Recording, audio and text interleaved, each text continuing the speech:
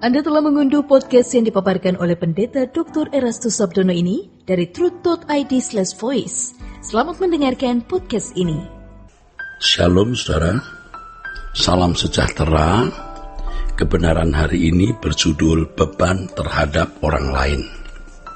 Kita harus menghayati betapa tragisnya hidup ini.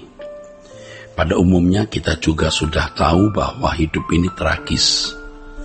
Tetapi hanya sedikit orang yang benar-benar menghayati tragisnya hidup ini. Sehingga mereka tidak mempersiapkan diri untuk menetap di langit baru dan bumi yang baru. Mereka tidak menyeberangkan hatinya ke langit baru dan bumi yang baru sejak di bumi ini. Sehingga mereka tidak pernah memiliki basis berpikir dunia yang akan datang. Sampai kapanpun orang-orang seperti ini tidak pernah menjadi rohani. Ya, kalau sudah tidak menjadi rohani, mereka tidak pernah menjadi anggur yang tercurah dan roti yang terpecah. Tidak pernah, ya. Ya, mereka tidak memiliki beban bagi orang lain. Mereka tidak pernah menjadi seperti anggur tercurah, roti terpecah. Kalaupun mereka mengambil bagian dalam pekerjaan Tuhan di lingkungan gereja, itu pun karena ada keuntungan-keuntungan yang mereka bisa peroleh. Beban yang tulus terhadap orang lain membuat kita membuka tangan untuk berbagi apa yang kita miliki demi kepentingan jasmani. Beban yang tulus terhadap orang lain membuat kita membuka tangan untuk berbagi apa yang kita miliki demi kepentingan kehidupan jasmani mereka yang kita tolong, maksudnya ya. Untuk kepentingan jasmani yang mereka kita tolong. Jadi bukan hanya berdoa untuk masalah rohani, tapi kita juga membagi milik kita, harta kita untuk kepentingan pemenuhan kebutuhan jasmani mereka. Nah, setelah itu baru kita memperjuangkan kepentingan lebih besar dan memang merupakan inti masalah kehidupan, yaitu kekekalan di langit baru, bumi baru. Menjadi manusia pemberi bukan manusia penerima tidak mudah. Karena irama hidup manusia pada umumnya adalah menerima, dan banyak orang lebih banyak menjadi manusia yang menerima. Pada umumnya manusia adalah manusia yang berkarakter penerima, bukan pemberi. Keadaan ini bukan hanya dalam kehidupan orang-orang di luar gereja, melainkan juga orang-orang Kristen di dalam gereja. Bahkan para pelayan-pelayannya, aktivis gereja maupun pendeta. Kalaupun seseorang bisa memberikan sesuatu bagi pelayanan, dasarnya bukan karena sudah menjadi manusia pemberi, melainkan karena kesantunan hidup dan perasaan keterbebanan yang terbatas. Ini bukan berarti belum memiliki hati ini berarti mereka belum memiliki hati seperti yang dimiliki oleh Tuhan. Demi pengabdian kepada Tuhan, kita berusaha menjadi manusia pemberi. Oleh karena itu, kita harus menjadi orang-orang yang benar-benar berpotensi. Untuk memiliki kehidupan yang berpotensi, kita harus bekerja keras, mengembangkan semua bakat dan kemampuan yang kita miliki. Pengharapan terhadap langit baru dan bumi baru tidak membuat kita menjadi manusia yang antisosial, tidak membuat kita menjadi orang yang tidak bertanggung jawab di dalam kehidupan keluarga, gereja, masyarakat, bangsa, dan negara. Jadi kalau seseorang memiliki fokus langit baru, bumi baru, itu bukan berarti lalu menjadi orang yang tidak peduli sesama. Tidak, itu pasti salah. Orang yang berbicara mengenai surga lalu menjadi antisosial dan tidak memenuhi tanggung jawab sebagai anggota keluarga, anggota masyarakat, dan anak bangsa, pasti sesat itu di dalam pengertiannya.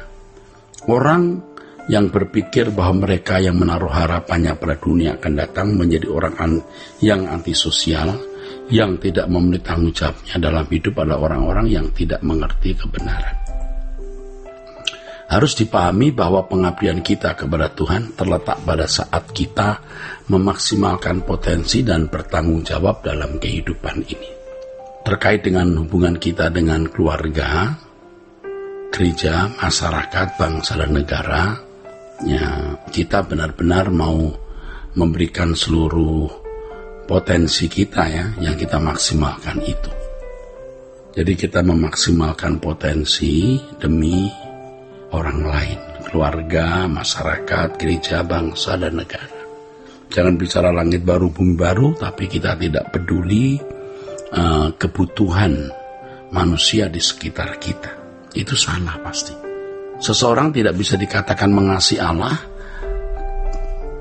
ya, seseorang tidak bisa dikatakan mengasihi Allah kalau tidak memaksimalkan potensi bagi sesamanya di bumi. Sesungguhnya inilah ibadah yang sejati itu. Seperti yang dikatakan Paulus dalam Roma 12 ayat 1. Juga yang dimaksud dalam Lukas 4 ayat 8. Ya. Kebaktian bagi Allah itu mempersembahkan potensi jasmani rohani kita untuk kepentingan kerajaan Allah. Dan tentu kepentingan kerajaan Allah itu dinyatakan dalam perhatian kita kepada orang di sekitar kita yang membutuhkan pertolongan. Orang yang menaruh pengharapannya di langit baru, bumi baru, di mana ia berusaha untuk hidup tidak bercacat, berusaha hidup tidak bercela, berusaha berkenan kepada Tuhan, pasti mengisi hari hidupnya untuk menjadi saksi Tuhan dengan memikul beban sesama.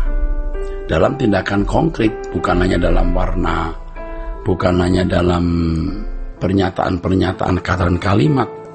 Orang yang benar-benar berkarya bagi Tuhan dengan memikul beban sesama tidak akan banyak bicara. Suatu hari semua orang akan diperhadapkan kepada pengadilan dan segala sesuatu yang kita lakukan akan dibawa ke pengadilan. Justru inilah ciri orang yang benar-benar telah menyeberangkan hatinya ke dalam kerajaan surga. Ini saudara, ya, menyeberangkan hatinya ke dalam kerajaan surga. Nah, kalau kita memiliki beban yang sungguh-sungguh, kita baru bisa hidup di hadapan Tuhan. Ya, baru bisa hidup di hadapan Tuhan. Justru inilah ciri orang-orang yang benar-benar telah menyeberangkan hatinya ke dalam kerajaan surga, saudara. Mereka yang hatinya benar-benar diseberangkan ke kerajaan surga itu sensitif terhadap penderitaan dan kebutuhan orang lain. Orang-orang seperti ini akan dipercayai Tuhan menerima banyak Lazarus, dan semakin banyak Lazarus yang disambut dan dilayani, hidupnya semakin menyenangkan Tuhan. Dan semakin dia menjadi anggur tercurah roti terpecah, dia semakin merindukan kerajaan surga. Semakin banyak Lazarus yang disambut dilayaninya, hidupnya semakin menyenangkan Allah.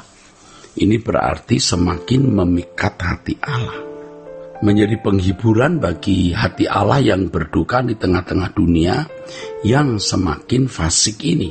Dengan demikian, saudara, semakin banyak harta kekayaannya di dalam kerajaan surga, yaitu mereka yang memperdulikan sesama, yang memiliki beban yang tulus terhadap penderitaan orang lain, ya, dan benar-benar mengambil bagian, menolong sesamanya. Ini berarti mengumpulkan harta di surga, ya, selain karakter yang harus makin menjadi seperti Yesus. Karakter seperti Yesus baru bisa pikul salib. Salib adalah penderitaan yang kita alami demi berkat bagi sesama. Orang yang memperdulikan sesama pasti menemukan hadirat Allah dan hidup di dalamnya. Tidak mungkin orang yang tidak memiliki beban bagi sesama bisa hidup di hadirat Allah. Tuhan memberkati. Untuk berlangganan renungan harian dalam bentuk cetak, silakan hubungi Truth Literatur di nomor telepon 0878 7870 7000.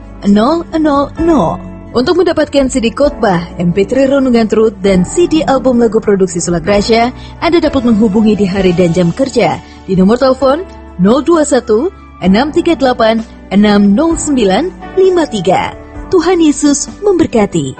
Sola Gracia.